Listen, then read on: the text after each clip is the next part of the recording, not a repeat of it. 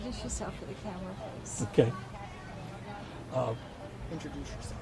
David Hackney, my wife MaryJane. We have a unique story, I think. This happens to be our 40th wedding anniversary. Got married in the middle of the summit.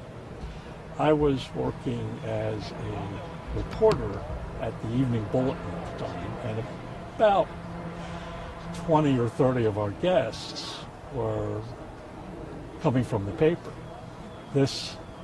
Having this come up 16 hours before our wedding sort of put a crimp in a lot of the people coming. And half of them were over here, stuck, unable to get to Pennsylvania for our wedding. And those who did come, a lot of the guests left right after the ceremony. So we ended up with a reception and a lot of extra food as a result of this summit. So we still are trying to figure out who we can bill for that. But in 40 years, we haven't found anybody who's willing to take responsibility for it. So it did have, and it's always been easy for us to remember the dates of the summit, and also easy for us to remember our anniversary, at least easy for me then to remember our anniversary, since it falls right between the two dates of the summit, exactly 40 years ago. So you were not assigned to cover the summit No, because you had taken a few days off to get married. Fortunately, my editor took pity upon me and said, you can get married and you can go on your honeymoon.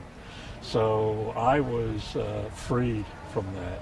Although interestingly, I had some relatives who lived in Glassboro, and they also had trouble getting out of town. They rented some of their space to reporters.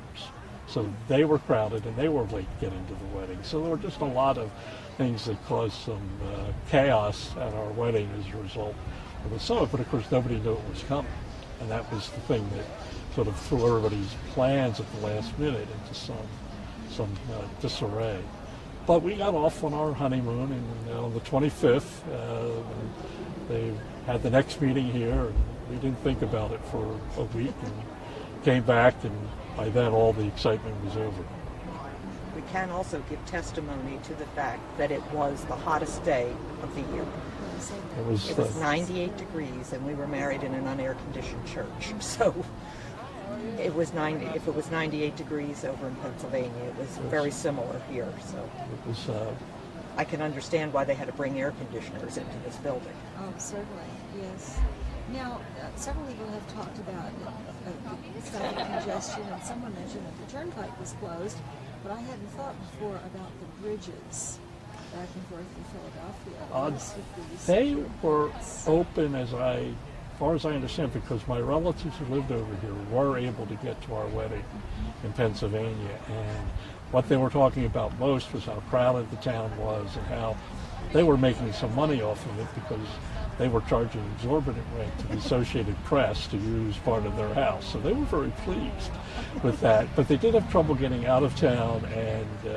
But remember, we got married on the day between the two meetings. So I don't know if the day of the meeting on the Friday and then the other one on the 25th on Sunday, whether that had any effect on security. But at least they were kind enough not to be meeting on the actual day we were married and give us a little bit of a chance of a break.